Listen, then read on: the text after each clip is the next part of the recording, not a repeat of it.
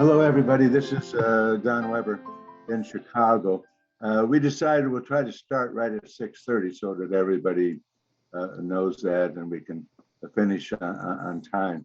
But I want to just welcome everybody. Several are from our experience last year, the series we did then. So welcome back to them. And there's a number of new participants. So we want to offer a special welcome as you join our group tonight. We're glad to have you with us.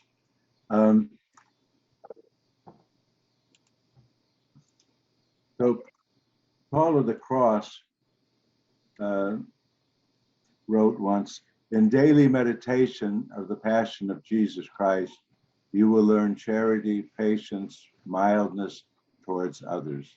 And that, in a way, he's talking about how he gazed upon the face of Jesus Christ. So we're happy to have Robin help us do that today in today's world, so that we draw closer to Jesus crucified. So Robin last year did 2 sessions with us. He was one of our more popular presenters, and it's good to have him back this time. We welcome you, Robin, as we start looking a little bit deeper beyond Scripture into topics of Christology. So, Robin, I'm going to turn it over to you. You're going to need to, Robin, you're going to need to unmute. After this, you'll wish that I was muted the whole time. So, good evening, everybody. Again, welcome, a warm welcome to all of you. It's great to be with you and people from all over the world. So it's wonderful to have this opportunity. In that reading that I provided for David on the website, on the portal, I took it from a little section of my little book, Gazing on His Face, which talks about Jesus under different images and titles and our relationship with him. The first chapter is Christ, our friend. It's not going to be the focus of my presentation tonight, but it might be helpful to you to think about a title or an image of Jesus that's been particularly formative for you in your own faith life and spiritual life. I'm very conscious tonight of Donald Sr., Father Donald Sr., who's rehabbing after a long stay in the hospital. I'm going to quote Don several times in this presentation, so let's keep him in our thoughts and prayers as we reflect on Christology tonight. So I'm supposed to do all of Christology in about 55 minutes, which is impossible. I don't want to go over the time and get a 15-yard penalty from David and Don. That wouldn't be good. So I'm going to do the best I can. What I want to do is 3 things. I want to reflect a little bit on the portraits of Jesus in the letters of Paul and the 4 Gospels first.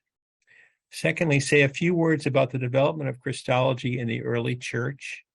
And thirdly, mention 4 developments in modern thought about Jesus. So those are my goals. We'll see how long that takes.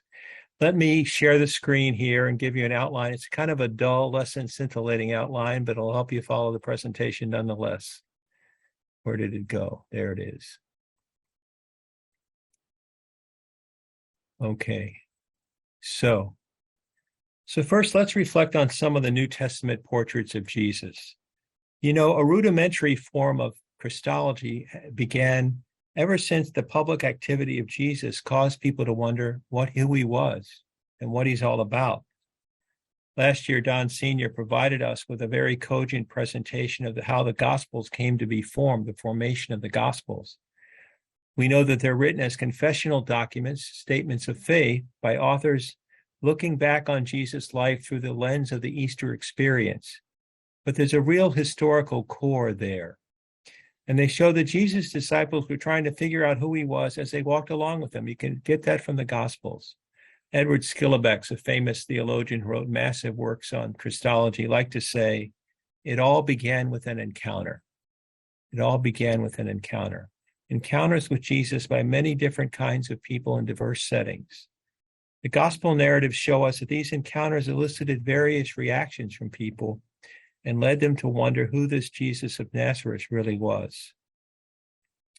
As you know, each New Testament author writes from his own perspective on Jesus, so there's a diversity among New Testament Christologies, though not an uncontrolled diversity. Let me just trace some of the main features of the Christologies of Paul and the 4 Gospels. So beginning with Paul. Paul, of course, wrote letters, not theological treatises. Letters addressed to different Christian communities in the Mediterranean world. Paul's letters have a profoundly occasional quality to them. They're written under specific circumstances and address particular issues within the communities to which he was writing. Paul sees himself as a preacher and a pastor. So one has to glean his Christology from these letters, find out what the story of Jesus is underneath these letters. He continued to reflect on that, and it seems that his Christology developed over time. There's no evidence of him having known Jesus during Jesus' public ministry, but his experience of an encounter with the risen Jesus on the road to Damascus certainly formed him. The distinguished New Testament scholar Joseph Fitzmyer, whose name is on the handout there, identified three effects of that experience on the road to Damascus, three effects of that transformative experience. First, he said, it convinced Paul of the unity of God's action for the salvation of all humanity. He came to believe that the one God who had entered into covenant with Israel had acted in a new and definitive way in Jesus. This was the same God that Paul had served as a devout Jew. So Paul begins to view Christ as the climax of Israel's history. Secondly, that experience convinced Paul of the salvific value of Jesus' death and resurrection. So he could come to speak of the wisdom of the cross in 1 Corinthians, a phrase, of course, that's very dear to us Passionists. Paul's encounter with the risen Christ convinced him of the saving value of Jesus' death in a way he never would have suspected before. Crucifixion was the worst kind of death. It was crazy to think of a Savior, a Messiah, being crucified. As Don Sr. said in a lecture, from a hated and feared symbol of death, the cross was transformed into a sign of unconditional love and abundant life. And thirdly, that Damascus Road experience gave Paul a new vision of history. Before his encounter with Jesus, Paul would have envisioned three periods of history: the time before the law, before the Torah; secondly, the time from Moses with the Torah in the present; and the third, the Messianic age, when the Torah would be fulfilled in the future. Well, his experience of the risen Christ convinced him that in Jesus, the Messianic age had already begun. It had begun, though he still looked forward to the culmination of this age with the return of Christ. One Pauline conception that became important for the Christology of the early church was developed especially by Irenaeus of Lyon, who was the most important Christian theologian of the 2nd century. It's evident this is the notion of Jesus as the new Adam, or the second Adam. It's evident in Romans chapter 5 and 1 Corinthians chapter 15, and to some extent in 2 Corinthians chapter 4. This is connected with Paul's conviction that the resurrection of Jesus is the beginning of the general resurrection of the dead. Christ raised from the dead is the first fruits of those who have fallen asleep, Paul writes in 1 Corinthians 15. This notion of Jesus as the new Adam leads to Paul's talk about a new creation in Christ. The obedience of Jesus, the second Adam, overcomes the disobedience of the first Adam, which had unleashed the powers of sin and death. Death came through the first Adam. The beginning of freedom from the power of death comes through Christ's resurrection. In other words, the life, death, and resurrection of Jesus gives a fresh start for the human race. The human race gets a fresh start. A few words about the Gospel of Mark. Most scholars, as you probably know, assert that the Gospel of Mark was the first of the Gospels to be written. Mark then was the first to combine the disparate oral and written sources of the Jesus tradition into one continuous narrative. The tenor of suffering for the faith permeates this gospel, leading many to argue that it was addressed to a Christian community in Rome that had been severely persecuted under Nero in the mid-60s of the 1st century. Other scholars argue for a location closer to Palestine during the time of the first Jewish revolt against the Romans, 66 to 70, but it seems that the majority place the context for this gospel in Rome. But whatever the precise location, it seems that Mark's Christians knew suffering and upheaval firsthand, and even the realities of failure and betrayal. They had been exposed to the pain and tragedy of human history. The shadow of the cross then looms large over the entire gospel. This is evident in a sort of ironic twist in Mark's passion narrative, where the one human being who makes the most correct affirmation of Jesus' identity in the gospel is the centurion, the soldier who's part of the execution squad. Mark writes that seeing how Jesus breathed his last, seeing how Jesus died, the centurion said, "Truly this man was the Son of God." For Mark, then, the centurion can utter this Christological confession because he saw the way that Jesus died. The true identity of Jesus can only be known in the shadow of the cross. This gospel interweaves Christology and discipleship. Coming to know who Jesus really is and coming to know what it means to follow him go hand in hand. You come to know him in the following. Mark's idea of discipleship is capsulized in chapter 3, verses 14 to 15, which isn't on your handout, it should be. When Mark writes, Jesus appointed 12, whom he also named apostles, that they might be with him and he might send them forth to preach and to have authority to drive out demons. So to be a disciple of Jesus means first being with him, walking with him, and second, sharing his mission of announcing the gospel and bringing life to people. The famous New Testament scholar Raymond Brown, about whom Don Sr. wrote a biography, he made at once an intriguing remark about the Christology of the four Gospels. He said that in each of the Gospels, there's an inherent tension between portraying Jesus' exalted status on the one hand and his lowly service on the other hand. And each Gospel writer handles that tension differently. All of the Gospels presented Jesus, who was clearly the Messiah, the Son of Man, the Son of God, during his earthly life. We hear that in the very first verse of Mark's Gospel, the beginning of the Gospel of Jesus Christ, the Son of God.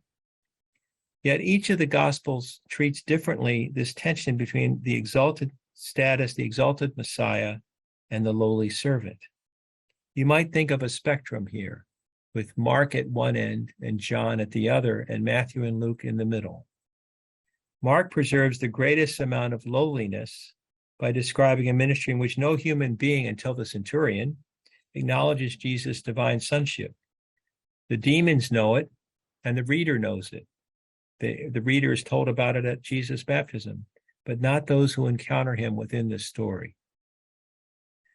So in the first half of Mark's gospel, Jesus is the herald of the reign of God. He proclaims the coming of God's rule, and he makes the kingdom present in fragmentary ways in and through his encounters with people.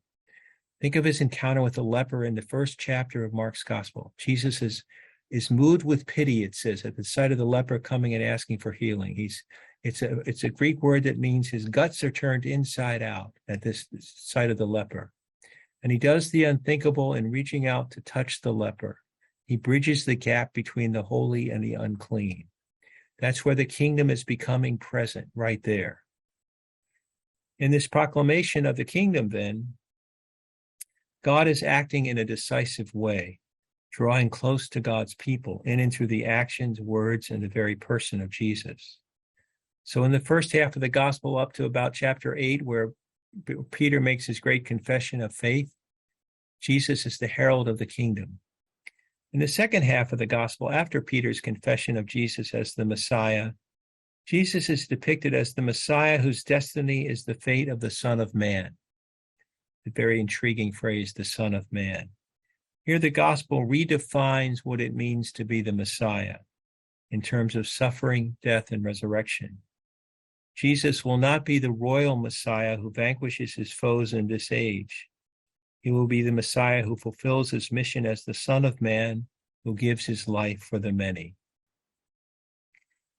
In his commentaries on the Passion narratives, which are very good to read, Don Sr. has remarked that Mark's account of the Passion is the most stark of the four Gospels. At his betrayal in the garden, Mark tells us that they all left him and fled. They all left him and fled. Jesus is completely bereft at his arrest. And his description and Mark's description of the instant of death of Jesus is raw and stunning. As Jesus cries out, the opening words of Psalm 22, my God, why have you forsaken me? And he dies with a loud scream. in Greek. Yet at the moment of the complete giving of his life, the curtain of the temple is torn in two, indicating that all people have access to God. And the Roman soldier makes his proclamation, truly this man was the Son of God. Mark's account of the Passion is rather bare bones. Most scholars think that the original gospel ended at chapter 16, verse 8, though verses 9 through 20 are part of the canonical gospel. But in these first verses of chapter 16, the angel proclaims to the women who come to the tomb early in the morning that Jesus has been raised up. They're to go to Galilee and tell his brothers. There they will see the risen Christ. The women react with trembling and bewilderment and say nothing to anyone. As Don Sr. puts it, the beginnings of the church in Mark are not triumphant or heroic. The community is back on the road with Jesus, following along behind him. How does Matthew present his portrait of Jesus? Matthew's gospel was read today for the first chapter for the feast of the birth of Mary. The author of the Gospel of Matthew depended on Mark's gospel and on a source of Jesus' sayings that he shared with Luke, as well as some distinctive traditions of his own. Many scholars see Matthew as a Jewish Christian who was writing for a community, an important part of which was closely related to Judaism. This gospel is usually dated in the 80s and often associated with Antioch in Syria. Antioch in Syria was the third largest city in the Roman Empire. It had important communities of Jews and of Christians there. You can feel tension in this gospel, both within Matthew's community and between the Christian community and the Jewish community in Antioch. Don Sr. describes Matthew's community as immersed in a critical transition moment. Once a strongly Jewish Christian community, it was fast becoming increasingly Gentile in composition. It was suffering a wrenching separation from its roots in Judaism, and it was faced with the prospect of growing numbers of Gentile Christians on the other hand. It appears that Matthew wants to reassure his own Christian community that in following Jesus, they're being faithful to their Jewish heritage. Matthew does that in different ways. One way is a series of fulfillment quotations with ample use of the term fulfill, plerosai in Greek. For example, after he recounts the annunciation of Jesus' birth to Joseph, which we heard in today's gospel reading, he quotes the Greek version of Isaiah 7:14. Therefore, the Lord himself will give you a sign. The young woman, pregnant and about to bear a son, shall name him Emmanuel. Another way he does this is by using the title Son of David much more than Mark did, for example. This title is closely related to that of Messiah, and it's applied to Jesus, especially in his healing ministry. Matthew makes it clear that Jesus, the Son of David, is not the powerful warrior Messiah whom some expected. When Matthew describes the ministry of Jesus, he quotes Isaiah 42. A bruised reed he will not break, a smoldering wick he will not quench. There's also the use of Moses typology in the gospel. In a sense, Jesus is like the new Moses. So when Jesus, the one male child, escapes the clutches of Herod in the infancy narratives as his parents flee to Egypt, that's reminiscent of the birth of Moses and his being saved from the clutches of Pharaoh. And finally, the most important Christological title in this gospel seems to be Jesus as the Son of God. Now, Matthew doesn't offer systematic theological reflection on the nature of Jesus' sonship. He simply presents Jesus as the perfectly obedient Son, who has a unique relationship with God and acts with definitive authority. Later on, in the early centuries of the church, what it means for him to be Son of God will have to be thought about and analyzed. On that spectrum of Brown of gospel presentations of Jesus' exalted status and his lowly servanthood, Matthew's presentation of Jesus in his earthly ministry is more exalted than that of Mark. He allows the exalted status of Jesus to break through the lowliness, so that on certain occasions his disciples recognize who he is. So, for example, the story of the calming of the sea when the disciples are in the boat being rocked about and Jesus comes and calms it is I, do not be afraid. In Mark's version of that, Mark tells us that the disciples were completely astounded and did not understand. Their hearts were hardened. In the Gospel of Matthew, though, the disciples do homage to Jesus, and they confess, "Truly you are the Son of God." Jesus' exalted status has broken through, and he is recognized, his divinity is recognized. The Gospel of Luke. The author of the Gospel of Luke and the Acts of the Apostles, the same author, of course, also drew on Mark's Gospel, on that saying source that he shared with Matthew, and some very distinctive traditions about Jesus and about the church. Writing probably in the 80s of the first century, he presented a proclamation of the gospel in 2 volumes, Gospel and Acts. So Luke's Christology is, for example, also articulated in important speeches by Peter and Paul in Acts. The gospel appears to have been written for a mostly Gentile audience.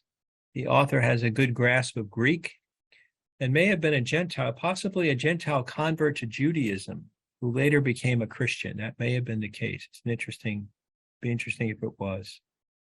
So as in Matthew, so in Luke, the dynamic of promise and fulfillment is evident, though in a less stylized way than with Matthew's fulfillment quotations. Luke wants to assure his readers that God is faithful. God keeps his promises, but he does that often in unexpected ways, in ways that include Gentiles, the unclean, the poor, women, rich toll collectors, and other outcasts. Of course, Luke's the gospel we're hearing this year on most Sundays. This Sunday, it'll be the chapter 15, the 3 parables of mercy. The 3 canticles that are prayed each day in the Christian liturgy of the hours, canticle of Zechariah, the canticle of Mary, and of Simeon, are all drawn from Luke's gospel. And if you look at them carefully, they reflect this theme of promise and fulfillment. Luke is also well known and popular among many Christians for his portrayal of Jesus' mission as one of compassion. Great Italian poet Dante called Luke the scribe of Christ's gentleness. Scribe of Christ's gentleness. Distinguished scripture scholar Raymond Brown said that more than any other evangelist, Luke has given the world a Jesus to love. Some of the most famous gospel stories and scenes are found only in Luke's gospel. The story of the Good Samaritan, the healing of the woman bent double, the parable of the prodigal son, which we'll hear this Sunday, Jesus' forgiveness of the good thief. In general, Luke also presents a more exalted picture of Jesus than that found in Mark. Just one example. The final words of the dying Jesus are not the opening verse of Psalm 22, as in Mark and Matthew, but words taken from Psalm 31, which was the evening prayer of the pious Jew. Into your hands I commend my spirit. That phrase, of course, is continued today in the night prayer for the Christian liturgy of the hours. Into your hands I commend my spirit. So the noble Lucan Jesus is at peace with God and himself. The noble Lucan Jesus is at peace with God and himself. Luke also wants to reassure his readers that the risen Jesus is ever present to his community. It's interesting that Luke narrates Jesus' ascension twice, at the end of the gospel and the beginning of Acts. When you think of ascension, our image probably is like the space shuttle taking off from Cape Kennedy in Florida, going up to the sky. But Luke doesn't want to communicate that idea. He doesn't want to communicate Jesus' absence. He wants to proclaim the active presence of the risen Jesus in the life of the community. He does it in the gospel and in the Acts.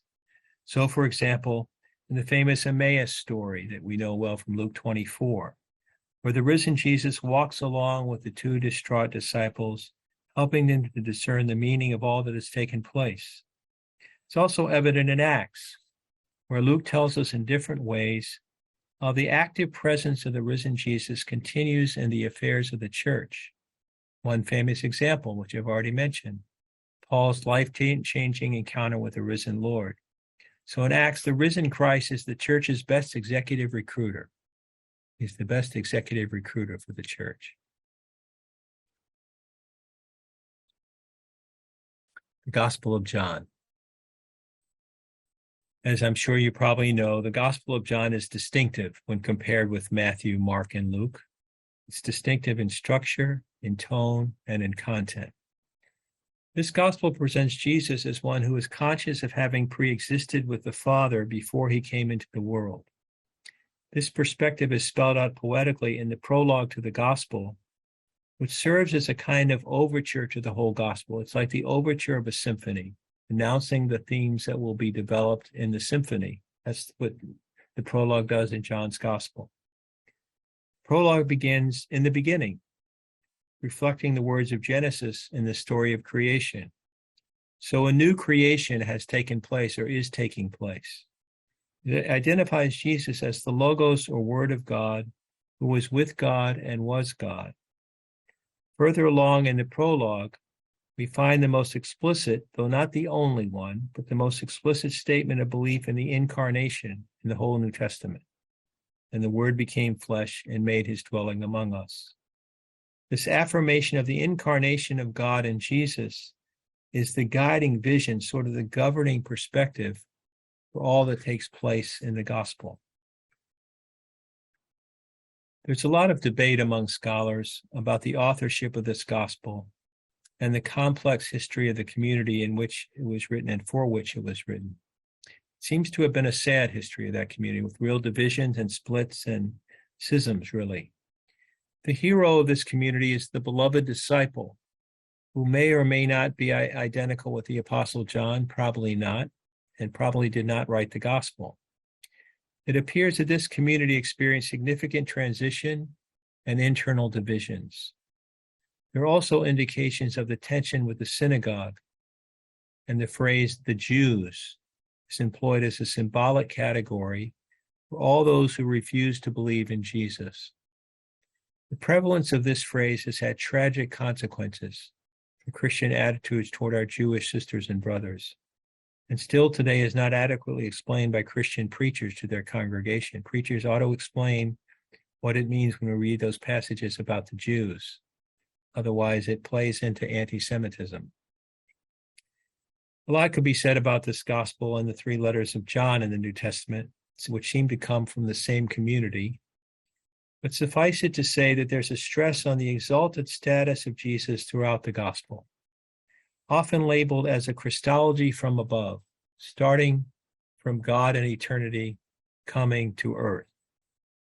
So, for example, in the gospel, already in the second chapter, there's no transfiguration scene in John's gospel, because the glory of Jesus is already evident in the second chapter of the story of Cana and the water and the wine at Cana in Galilee, the wedding feast. And Jesus presents himself throughout as the very revelation of the Father. He is both revealer and revelation. When you read the Passion narrative in John's Gospel, there's this constant going back and forth. Pilate takes Jesus into the praetorium and questions him. Then they come out to the crowd, then back into the praetorium and back. And when you read it, it's really like Pilate is on trial, not Jesus.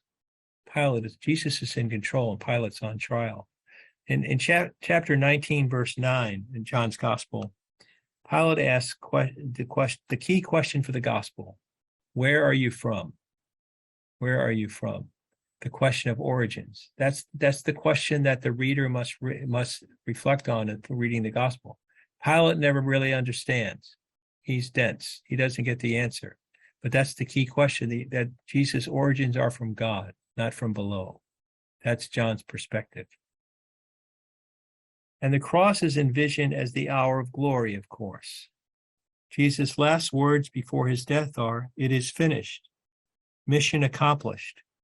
As Don Sr. puts it, Jesus dies with majestic assurance. You know, it's always intrigued me, especially as a Passionist reading the Gospels. You have these four Gospels, and Matthew and Mark, Jesus' last words are, my God, why have you forsaken me?" In Mark, they're more stark in the Greek than in Matthew. In Luke, you have, "Into your hands I commend my spirit." And in John, you have, "It is finished." Different portrayals of Jesus in his death. But it's interesting because people die differently, don't they?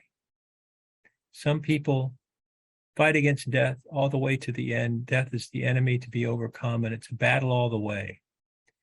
Other people, perhaps fewer in number, but are able to come to some sense of acceptance of their mortality and death. They're more like the Lucan God, Lucan Jesus.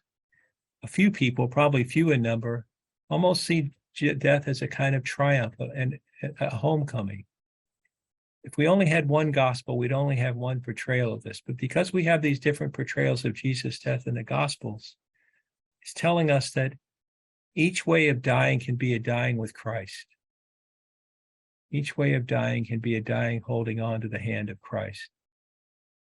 Different people relate to different ways that the Gospels speak of Jesus' death. An important ingredient of the Gospel of John is the use of various symbols to articulate something of the richness of the mystery of Jesus. We know them well. Jesus as living water in chapter 4, as bread of life in chapter 6, true light of the world, chapter 9, good shepherd, chapter 10, true vine, chapter 15. These symbols in different ways illumine something of the true identity of Jesus, something of the mystery, especially showing that he's the source of life for everyone. Think of the vine and the branches. Jesus is the source of life. You can't take apart the vine from the branches from the vine. And these statements culminate in a few verses in the gospel where Jesus simply says, I am, which is a clear reference to divinity. I am without any predicate. I am. One more feature of the Gospel of John pointed out by Raymond Brown. You know, Jesus is remembered in all the Gospels as a person of extraordinary authority, a person endowed with the power of God. In fact, the word used for miracle in the synoptics is often dynamis, from which we get our word dynamite, deeds of power. When Jesus heals the leper, it's a deed of power. So he's known as this person with special divine authority and power. But he's also remembered as one who exhibited love in what he did, and was deeply loved by those who followed him. Brown points out that the Gospel of John makes it clear that a loving relationship with Jesus remains an intrinsic necessity within the church. This is related to the contemplative tone of the Gospel. John's Gospel has a contemplative tone to it. People are gazing at Jesus in a sense. The Gospel, John Brown says, reminds us that church membership is not a sufficient goal. It's not enough to get people on the rolls of the church, give them those Sunday envelopes to put in the basket. That the church must lead people into a living, close, intimate relationship with Jesus.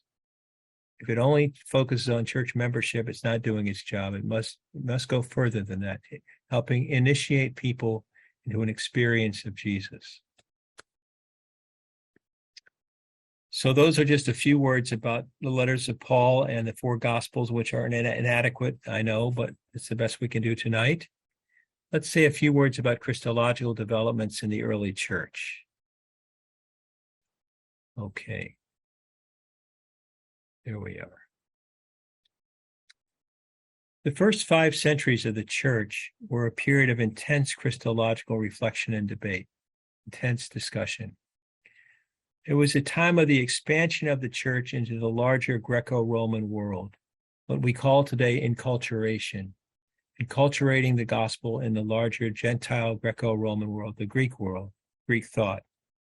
Also a time at the beginning of this period, at least, of intermittent persecution, at least until Constantine came to power in the early 4th century. This movement outward into the Greco-Roman world compelled theologians to translate the biblical witness about Jesus into terms and conceptual categories intelligible in that wider Hellenistic culture. It wasn't that everyone in the Mediterranean world was a philosopher, but they were brought up in breathing the air, part of their culture of Aristotle and Plato and all those other Plotinus. And so that was the way people thought. Well, how do you translate good news from Jesus that's rooted in Judaism and Israel out to this larger world? What terms do we use? And often these debates had to do with terminology. What's the right term to use to describe Jesus? And sometimes the different sides didn't understand what the other was saying in the different terms they used. Because the biblical testimony about Jesus is diverse, as we've seen, there was diversity of opinion regarding how to speak of the identity of Jesus, especially his relationship with God.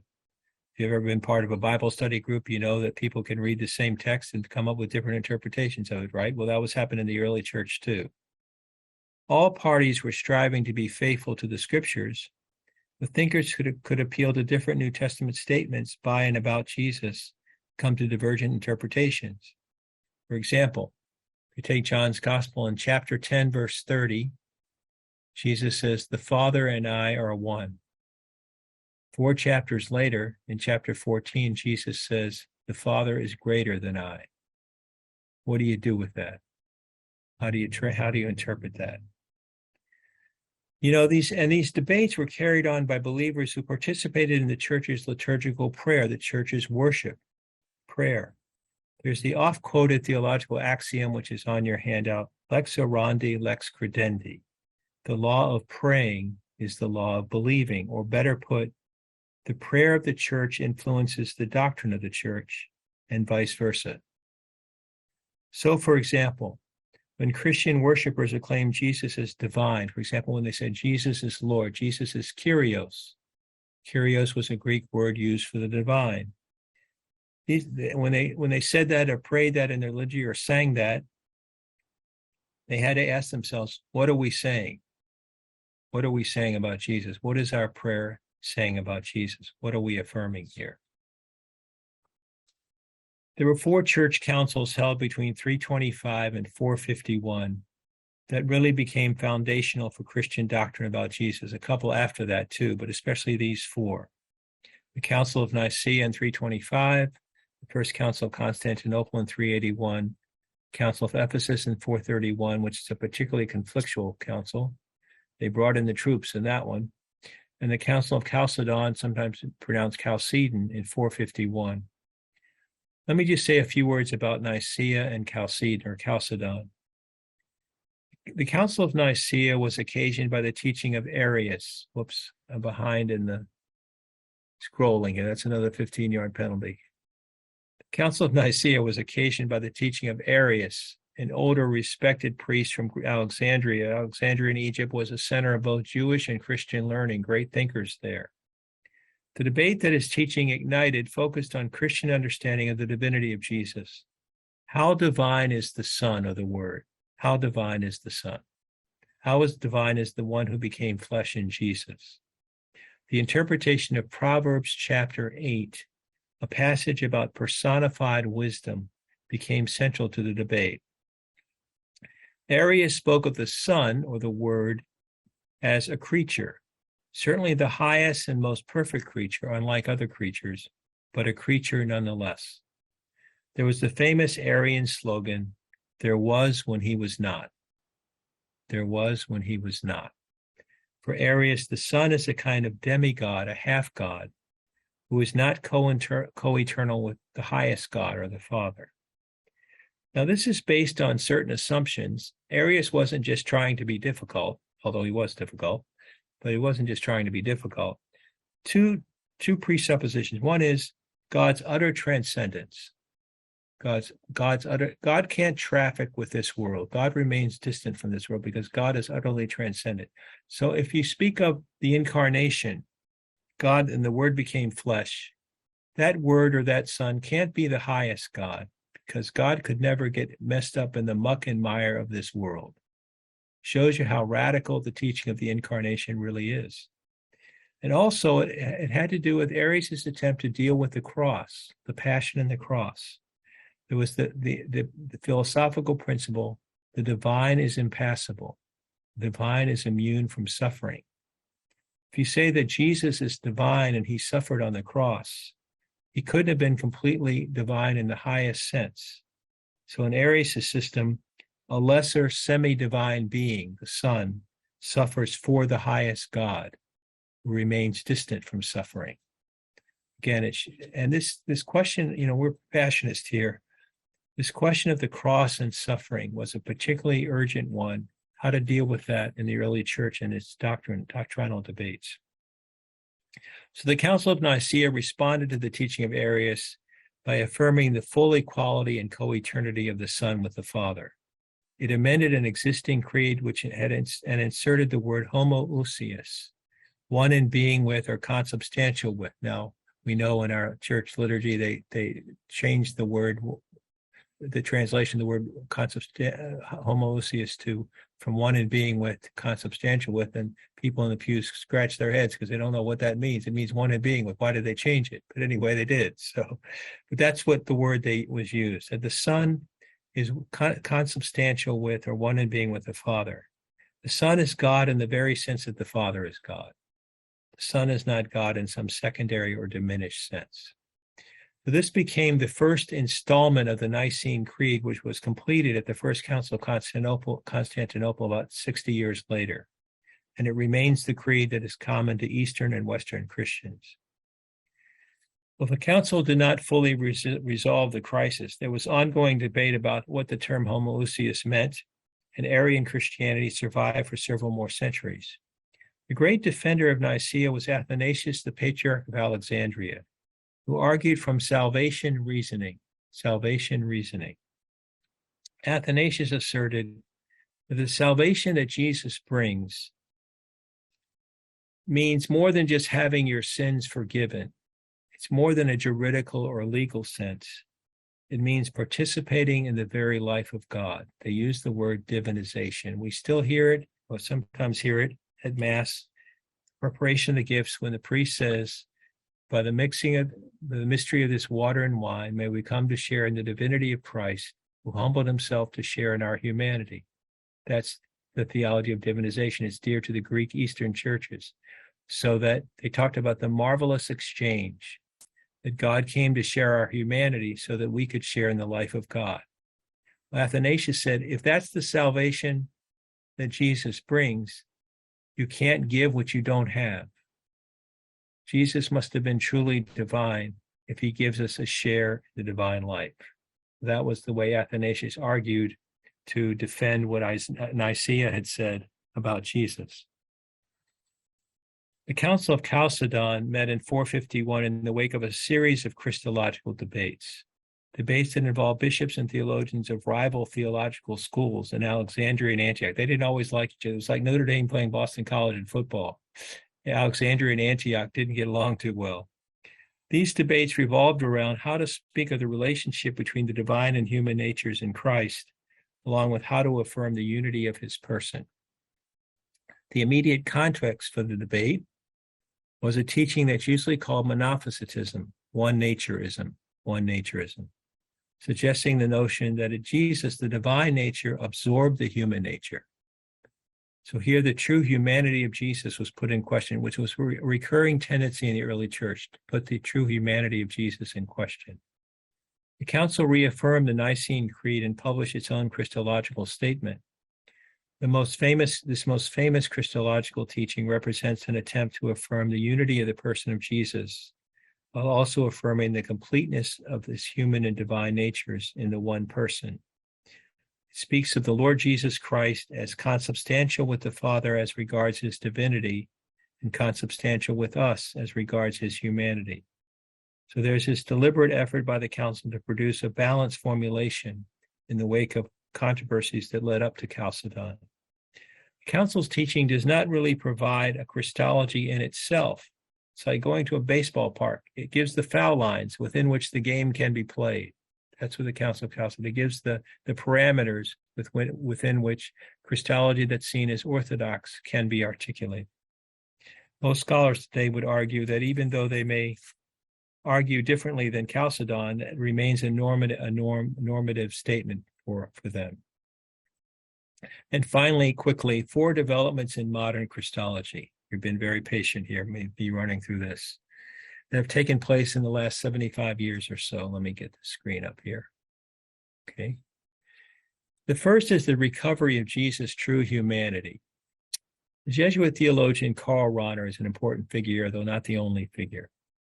Rahner wrote a seminal essay for a volume that appeared in 1951. 1951 was the 1500th anniversary of the Council of Chalcedon.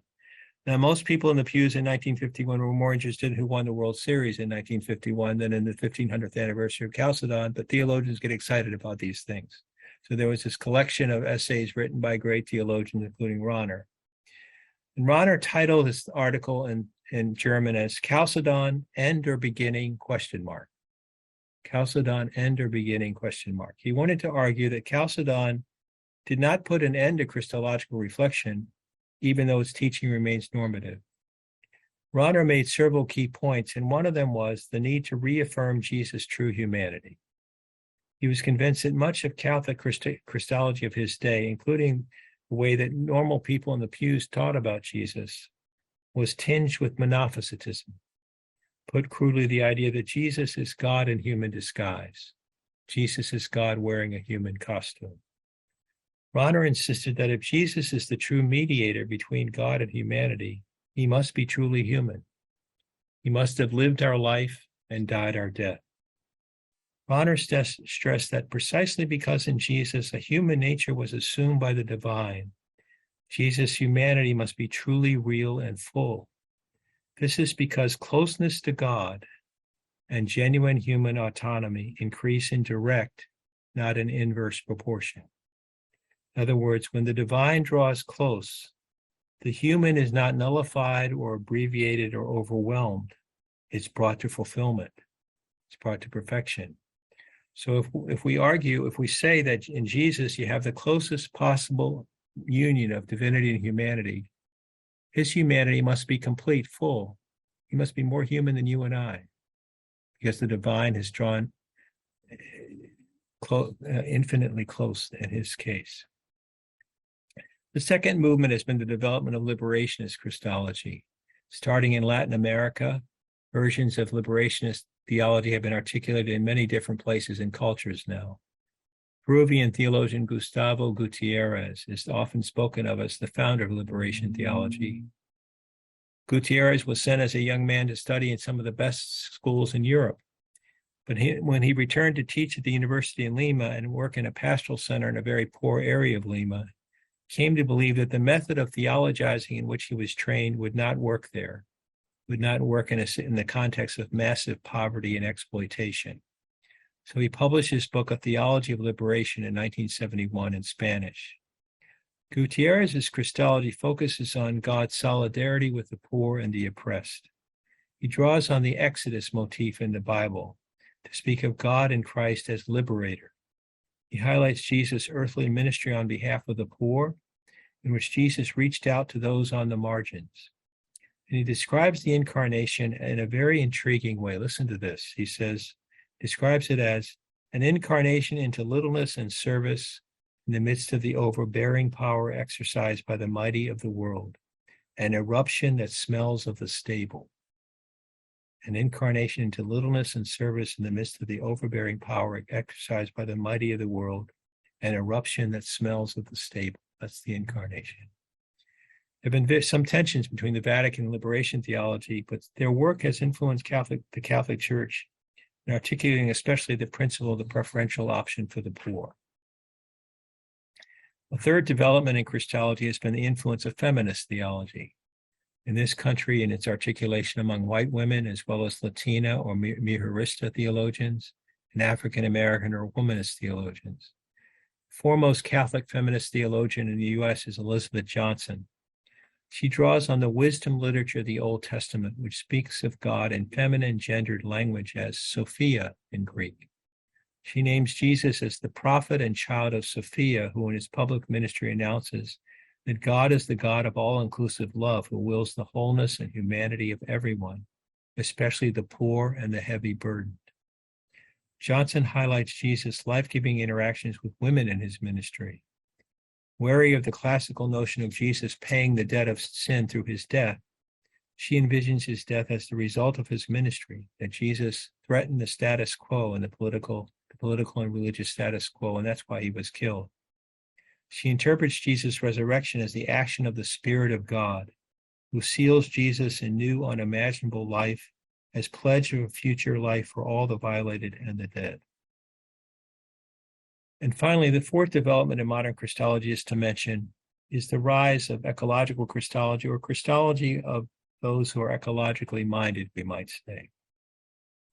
The work of a number of theologians to foster dialogue between theology and science has been crucial here. Some of these thinkers have been influenced by the great 20th century Jesuit theologian and paleontologist Pierre Teilhard de Chardin. The work of Passionist priest Thomas Berry has also been a factor here. One Christological concept that has gained currency is that of deep incarnation.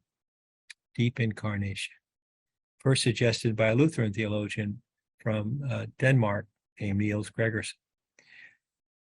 Gregersen focuses on that famous verse, John 1:14, that I already talked about, and the Word became flesh. He notes that the word there is not human in Greek, it's flesh, sarx in Greek. He's not denying the fact that Jesus was human, that the Word became human in Jesus, but the argument is that the use of sarx there, flesh, connects God not only with the human flesh of Jesus, but with all flesh, with all that's finite and perishable, with the matter that extends throughout the universe. In Gregersen's words, deep incarnation means that God became flesh for the purpose of reconciling humanity and the world so intensely together that there can be a future also for a material world characterized by decomposition, frailty, and suffering. It's a reminder that the Christian notion of salvation is not salvation from the world, salvation of the world. That in some mysterious way, the universe will be transformed. And Gregersen argues that this notion of the Word becoming flesh connects God directly with all that's matter throughout the universe, including dark matter, I guess. Well, friends, as with all the presentations in this series, a lot more could be said. This is very inadequate, but I just tried to paint the landscape with some very broad strokes. I've included a couple of questions for discussion during the next few minutes. What image or title for Jesus is most significant for you? Is there a scene or a story in the Gospels that has particularly spoken to you about the identity of Jesus? What does it say to you? So I can stop the share now, David? Should I? Sure. Okay. Where did that go? Spend half my life looking for the cursor. Okay. All right. Thank you. That was a quick overview. I could have sat through about another 15 of those sessions as you would have gone deeper into some of those issues. Coming up in just a few minutes, we'll take an opportunity for a quick break, and then we'll come back. We'll have some small group time that you can share within small groups for about 10 minutes, and then we'll come back together and finish our time together in a large group. The questions that Robin has put, I'm putting them here in the chat. Go ahead and open those up so that when you move into your small groups, you'll have them there on your screen. Okay? Let's take a 5-minute break, and then we'll come back together and we'll do some small group work. Thanks. See you in 5 minutes. Okay. Okay, we all come back together again. So as we do, just a quick question. Was there anything that you talked about in your groups that you want to bring back to Robin? Anything you want clarification on, or anything that struck you particular that you've never heard before that you just needed to affirm what you heard? Anything in your groups at all that you want to bring back to our presenter tonight? Well, the group that I was listening to, this man spoke about he goes for walks and imagines himself walking with Jesus and talking to him and having a dialogue with him. And I thought that was really a wonderful example, you know, of how we can spend our time when we're not in church and meditating, to spend time with Jesus and talking to him. I thought it was a good analysis. Mm-hmm. That's a form of prayer in itself. Yes. Yeah.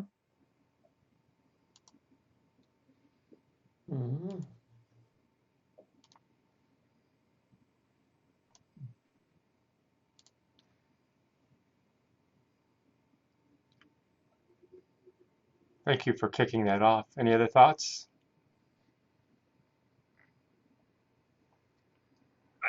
enjoyed really understanding again every time getting deeper, but the four ways of the background of the Gospels, and it just a little different nuance that I didn't know that which communities they were addressed to, and some of the challenges each of those communities, which will lead me to want to dig deeper on that. So I thanks for opening my eyes to that and being able to come and again peel that onion back a little further for better understanding of the four Gospels and how they relate to the communities they were.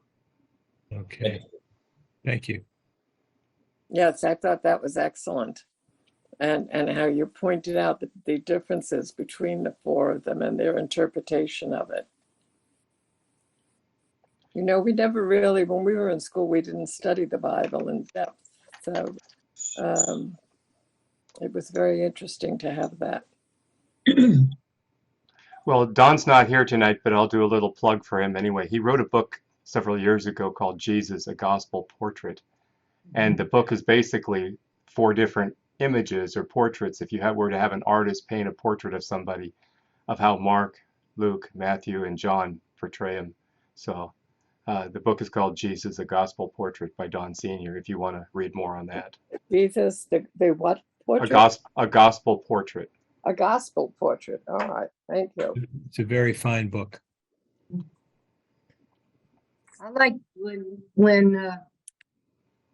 when Robin talked about the different ways of dying with Jesus. I never thought about that before, and betrayal, how each gospel portrayed his death a little differently. That I really like that. Yeah, image. that was interesting. Very interesting. Robin, you did a fantastic job in such a short time. Thank you so much for all your. You're welcome. Yeah, that is, for us Passionists, we there's more than one way to preach the Passion, more than one way to reflect upon it. I've often wanted to write an article, a book called Models of the Passion, how the way the Passion is presented in different ways by different people. But those diverse portraits in the Gospels, if we only had one, we'd be less rich. We have the 4.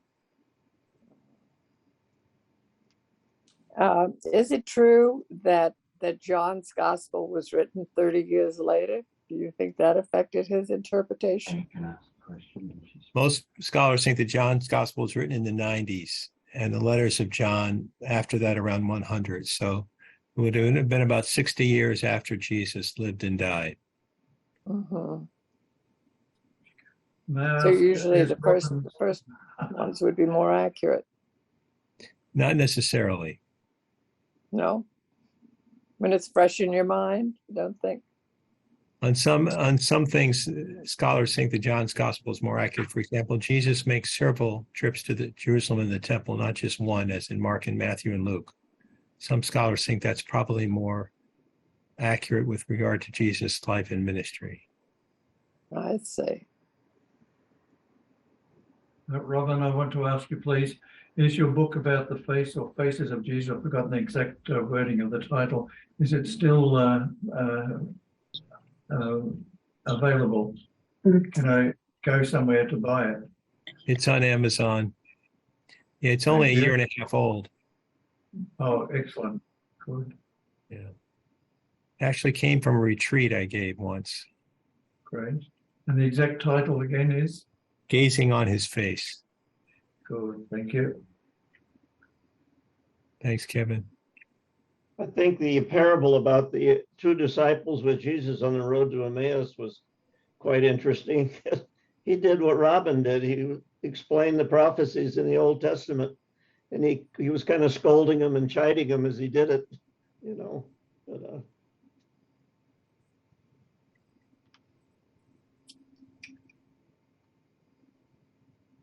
And they recognize Him in the breaking of the bread. that's right. Oh, favorite. Yep.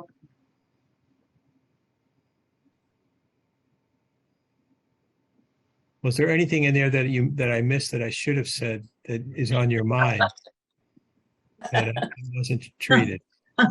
Like I would know. No, I don't think so.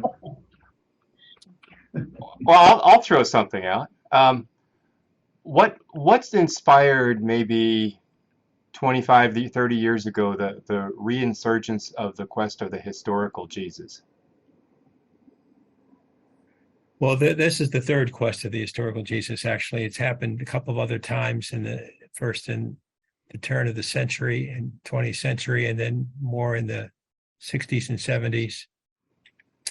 Again, it's the idea that you can't separate or disjoin Jesus and the Christ. And what we believe about Christ must be rooted in Jesus, in the real historical figure. You know, the Christians talk about the scandal of particularity, our belief that the transcendent God has been encountered in an unsurpassable way in this one Jesus who lived in a finite time, in a finite place, in a village hardly anyone ever heard of, or a finite amount of time, the scandal of particularity. So it's a way of saying that even though we know that the Gospels were written as faith documents, they weren't written as autobiographies in our sense of the term or biographies in our sense of the term biography, that they have to be rooted in the historical Jesus. And how do you sift through the layers of the Gospel to recover that? John Meyer, who teaches at Notre Dame, is the most famous exponent of the third quest for the historical Jesus. If you're interested in paying a few dollars for the new edition of Jerome Biblical Commentary, which Don Sr. is one of the editors of, John Meyer has an essay in there called The Historical Jesus. The historical Jesus is always a construct because scholars have to sift through the layers and they accept some things and don't accept other things. So it's never the actual Jesus you're getting. It's a construct from scholars. And it can't be the ultimate basis of our faith because that construct differs with new scholars. But it is important to keep in touch with what Jesus was actually doing and his real historical context and his actions as the basis for what we believe about him. There have been various attempts, as I said, to disjoin Jesus and the Christ. And some German scholars had done that in the 18th and 19th centuries. So it's a way of saying that Christianity is not a religion of ideas. It's a religion based in a person. Joseph Ratzinger often says that Christianity is about an encounter with a person. It's a long answer, probably a winding answer, David, to a simple question. Thank you. Robin, may I tell you what I love that you did? One, the older I get, the less I know, and thank you for filling in some pieces of history that I didn't have.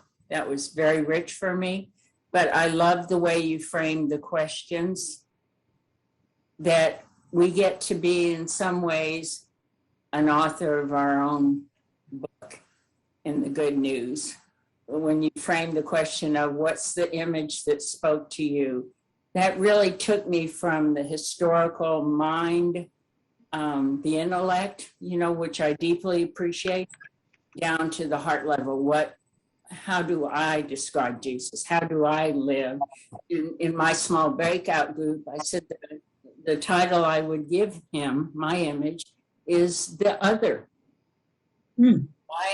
My deepening of my faith and my journey is when I see the Christ in the other, that's the image that I strive for, try to live by. And I thought it was so the way you gave us a good grounding in history and understanding, but then you brought it back to us because it is our journey, isn't it? That's to me something the Passionists do very well. And I thank you for that gift. It was both gift and grace. So thank you. Thank you, Mary. Our image of Jesus is like a mosaic with all the little pieces, the tesserae drawn from many different places, sometimes that are even unconscious. I had an experience in this when I was doing doctoral studies. I grew up in Richmond, Virginia at St. Paul's Catholic Church, and one of the main entrances to the church, we passed a side altar that had a statue of the Sacred Heart. Just always there. You knew it was there and you passed it. Sometimes people prayed at it. I didn't think too much about it. later on, when I was doing doctoral studies, I was writing a dissertation on Karl Rahner's theology. And he wrote some important essays on devotion to the Sacred Heart. As profound as his theology was, he had this interest in the Sacred Heart of Jesus. And I found myself drawn to them. I read them all. And then I made the connection. This must have something to do with growing up and passing that statue of the Sacred Heart at St. Paul's Church in Richmond, Virginia, that this was triggered in me somehow. There's some connection here. I think that's true for most of us with our image of Christ, that we have these images made up of these little pieces drawn from different places. And often they act on us almost unconsciously. We have to make the connection. What a beautiful example. Thank you. You're welcome. Yeah, thank you, Robin. We are out of time. Robin, I want to thank you so much for being with us tonight and kicking us off on this new 2022-2023 e-learnings time. It was a good evening, got us thinking and reflecting, and I don't know about you, but everybody else, I'm kind of looking forward to some more of this as we go forward.